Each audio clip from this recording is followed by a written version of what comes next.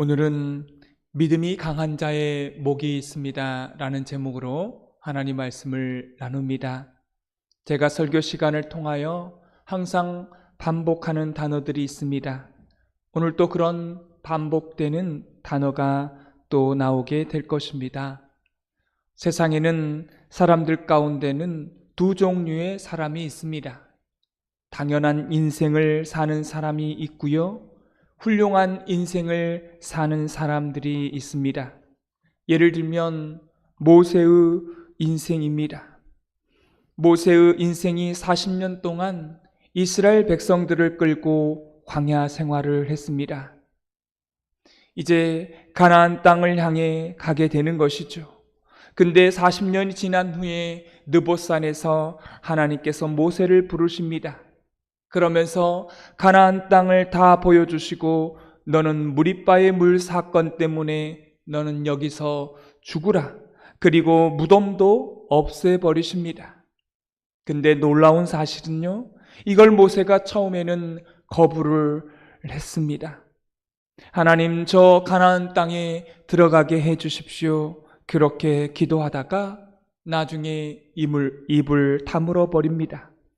그래서 모세는 느봇산에서 가나안 땅에 들어가 보지도 못하고 죽게 됩니다. 더군다나 모세의 무덤을 아예 없애버리시죠. 하나님이 여호수아를 통하여 이제 이스라엘 백성들을 가나안 땅에 들어가게 하십니다. 여기에는 두 가지 이유가 있죠. 첫째는 모세가 그 인생을 당연한 인생으로 끝나지 않게 하시고 훌륭한 인생으로 끝나게 하신다는 것입니다. 자기가 씨앗을 뿌리고 자기가 거두는 것은 당연한 인생이라고 말합니다. 자기가 씨앗을 뿌리고 다른 사람이 거두는 인생은요, 훌륭한 인생이라고 말합니다.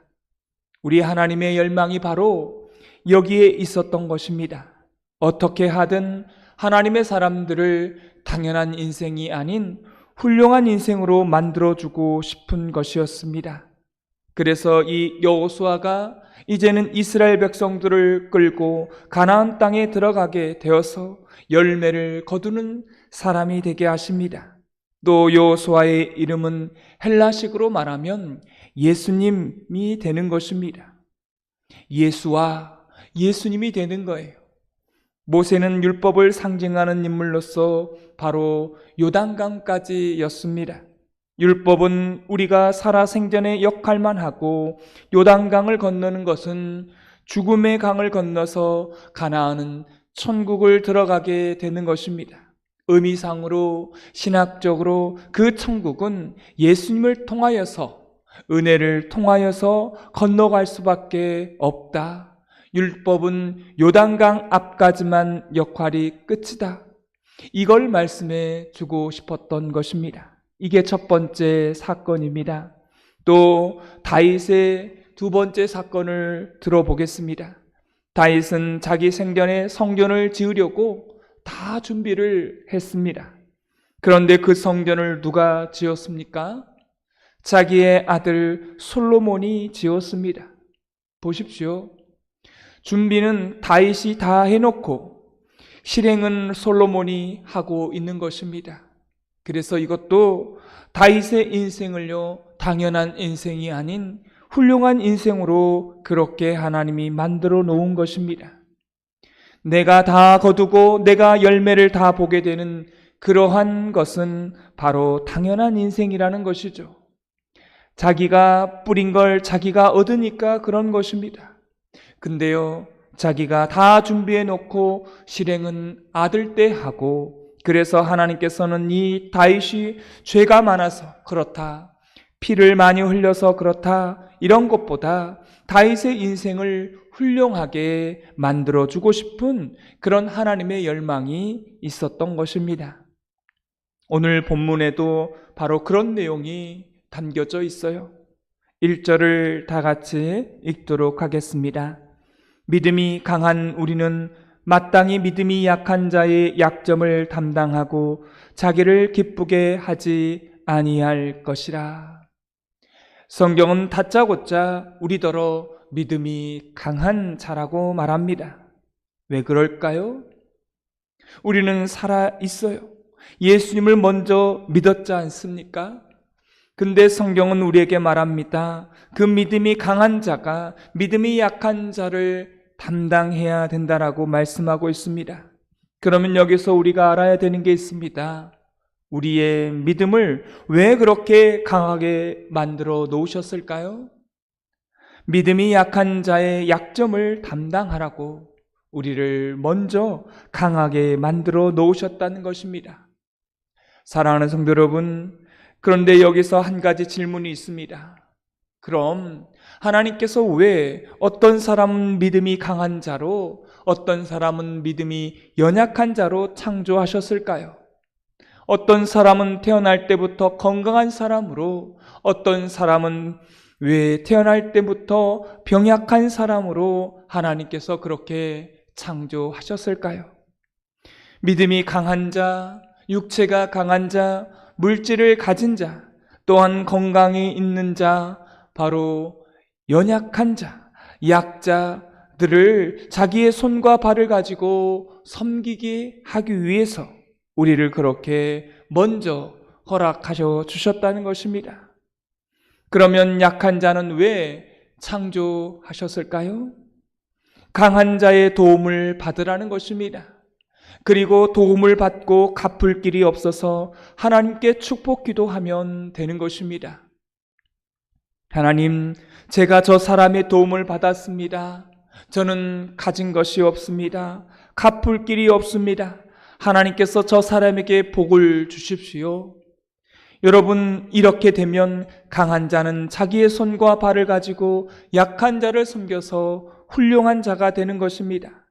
그러면 약한 자는 여러분 비굴하지 마십시오. 살다 보면 약할 때가 있지 않겠습니까? 여러분, 예수님을 믿는다고 다 부자 되는 거예요? 다 건강해집니까? 다 오래 사는 것입니까? 아니에요. 여러분, 그렇게 가르치는 종교가 기독교가 아닙니다.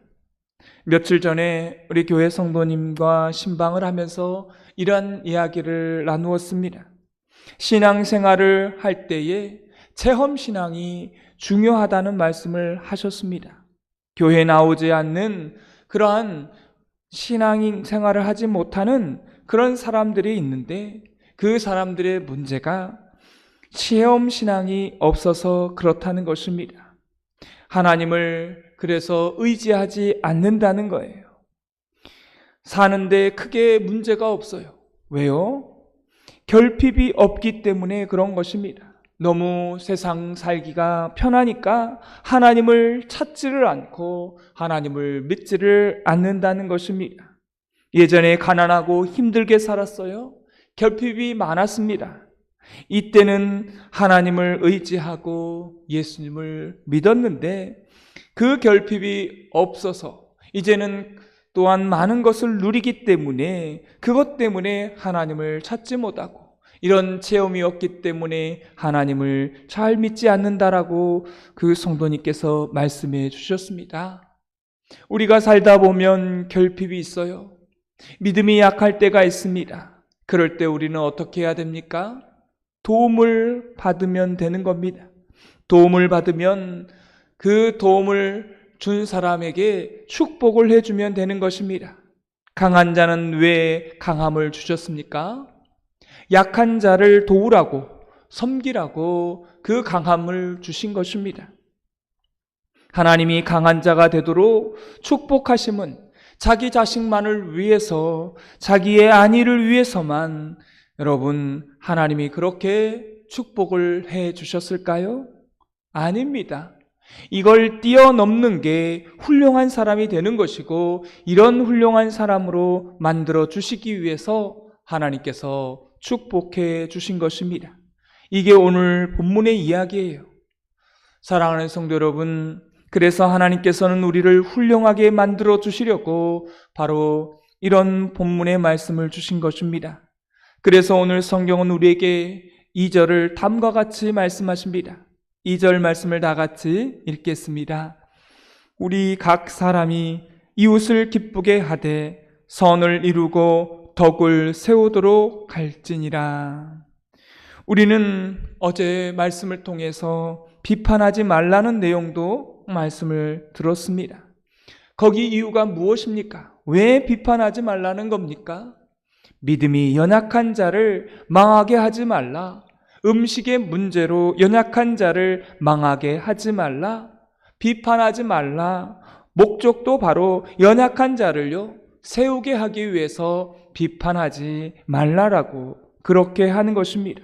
그 연약한 자를 세우기 위해서 사도 바울은 고기를 먹을 수 있지만 믿음이 연약한 자를 위해서 평생 고기를 먹지 않겠다라고 고기를 끊어버립니다. 여러분, 이제 묻습니다. 사도 바울은 당연한 인생을 살았습니까? 훌륭한 인생을 살았습니까? 아주 훌륭한 인생을 산 거죠. 왜요? 믿음이 연약한 자의 약점을 담당하려고 일평생 고기를 안 먹겠다라고 했기 때문입니다. 오늘 말씀의 결론입니다. 우리의 죄성 때문에 우리는 사도 바울처럼 그런 방향으로 흘러가지 않게 된다라는 것입니다. 우리의 죄성이요, 그렇게 약한 사람을 도우려고 하지 않는다는 것입니다. 우리의 본능과 죄성은 항상 내 가족, 내 육신, 나의 안위함, 나의 부요함, 나의 건강만을 구하게 되어 있습니다. 이거를 성령님의 도우심으로 거스리는 것이 성도입니다. 할렐루야. 그래야만 훌륭한 인생이 된다라고 하는 사실입니다. 아무나 되는 게 아니에요. 아무나 그 길을 가는 게 아니라는 겁니다. 그래서 하나님의 백성들은 주 앞에 나와서 날마다 나의 죄의 본성을 거스리고 내 자신의 물질, 항상 내 자신의 자존심, 내 자신의 영광, 이 죄의 본성을 거스리고 성령으로 도우심을 받아 날마다 성령님 앞에 나의 자신을 쳐서 복종시켜서 하나님께서 예비해 놓으신 훌륭한 길을 따라가라 하신 것입니다. 그런데요, 여기는 이유가 있습니다. 3절 말씀을 다 같이 읽겠습니다. 그리스도께서도 자기를 기쁘게 하지 아니하셨나니 기록된 바 주를 비방하는 자들의 비방이 내게 미쳤나이다 함과 같으니라. 우리가 이런 일을 왜 합니까? 그리스도께서 일을 먼저 하셨다는 것입니다. 그래서 우리 예수님은 참 놀라운 사실이 있어요. 자기 자신이 메시아다, 자기 자신이 하나님의 아들이다, 내가 천지 창조를 할 때 함께 참여했다, 이렇게 말씀하셨는데도 불구하고 세상의 모든 사람들이 예수님을 뭐라고 말합니까? 믿지 않는 사람도 예수님을 뭐라고 말해요? 미치광이라고, 미쳤다라고 그렇게 말하지 않고요, 성인이라고 말을 합니다. 왜 그럴까요? 자기 자신이 하나님의 아들이라고 그렇게 말했어요. 그럼에도 불구하고 왜 사람들은 예수님을 성인이라고 말했을까요? 예수님께서 이 땅 가운데에서 연약한 자들을 섬기고 그들과 함께 하셨고 그들을 위해 십자가에 죽으셨기 때문입니다. 여러분 보십시오. 사실은 예수를 믿지 않는 사람들은요, 예수님을 미쳤다라고, 미치광이라고 불러야 됩니다. 왜냐하면 예수님은요, 자기가 하나님이라고 말했던 사람입니다. 이러면 세상의 모든 사람들이 다 미쳤다라고, 미치광이라고 말해야 되는데, 예수님을 믿든 믿지 않는 모든 사람들이 예수님을 다 성인이라고 말합니다. 왜냐하면 훌륭한 인생을 살아내셨기 때문에 그런 것입니다. 우리 예수님께서 이렇게 사셨기 때문에 저와 여러분에게 이렇게 구원이 임한 줄 믿습니다. 말씀을 맺습니다. 믿는 사람과 믿지 않는 사람에게 패션 오브 크라이스트라는 영화를 보여주었답니다. 예수님의 일대기가 담긴 영화예요. 십자가에서 죽으실 때까지, 부활하실 때까지 사건을 믿는 사람과 믿지 않는 사람에게 동시에 그 영화를 보여준 것입니다. 어느 장면이 가장 은혜를 받았느냐라고, 감동을 받았느냐라고 믿는 사람에게 먼저 물어봤어요. 100% 다 십자가라고 대답을 했습니다. 그 십자가에서 나의 죄를 짊어지시고 가장 잔인하게 처형당하는 그 예수님의 모습에서 은혜를 받았다라고 대답을 했습니다. 그런데요, 이제는 믿지 않는 사람에게 똑같은 영화를 보여주고 어느 대목에서 감동을 받았느냐라고 물어봤더니 십자가라고 대답한 사람은 한 명도 없었습니다. 다 뭐라고 대답했을까요? 세족식이라고 대답을 했습니다. 선생이신 예수님이 제자들의 발을 씻기신 그 장면이 가장 감동이 있었다라고 대답을 했습니다. 그렇습니다. 세상 사람들은 그래요. 어디에 감동을 받냐면 섬김에 마음이 열리게 되고 감동이 됩니다. 그래서 우리가 전도할 때에 이렇게 접근하면 좋은 것입니다. 섬김이 바로 복음의 도구가 되는 것입니다. 할렐루야. 전도를 할 때, 복음을 전할 때 바로 먼저 섬기면 되는 것입니다. 여러분의 가정과 가문을 구원하고 싶으십니까? 먼저 섬기십시오. 여러분의 직장 속에서 전도하고 싶은 사람이 있으면 섬기세요. 밥을 사세요. 그러면 복음을 전할 수 있는 기회가 주어진다라고 하는 사실입니다. 사랑하는 성도 여러분, 우리 예수님께서 우리의 죄의 본성을 거스리고 섬김의 자리로 그렇게 가라고 말씀하고 있습니다. 이거는요, 도덕적인 동기로 되지 않습니다. 그러나 성령님께서 함께 하시면 이게 될 줄로 믿습니다. 그래서 오늘 하루를 살아갈 때 우리가 고만고만한 그런 당연한 인생이 아니라 아주 훌륭한 인생, 내 자식만 먹이고 내 자신의 영혼만을 위해서 사는 그런 당연한 인생이 아니라 남의 자식을 위해서도 기도하고 또한 열방을 위해서도 또 누군가 연약한 자를 또 믿음이 연약한 자를 돌보는 그런 하루가 된다라면 오늘 하루가 훌륭한 하루, 그 도움을 받는 사람이 또 여러분을 향해서 축복해 주는 그런 하루가 될 줄 믿습니다. 오늘 하루 그런 하루가 되기를 주님의 이름으로 축원합니다. 오늘 말씀에 느낀 점과 깨달은 점을 적어보시고 내가 해야 될 것과 하지 말아야 될 것들을 한 가지씩 적어보시고 이 말씀대로 사는 하루가 되게 해달라고 기도하는 시간 갖도록 하겠습니다.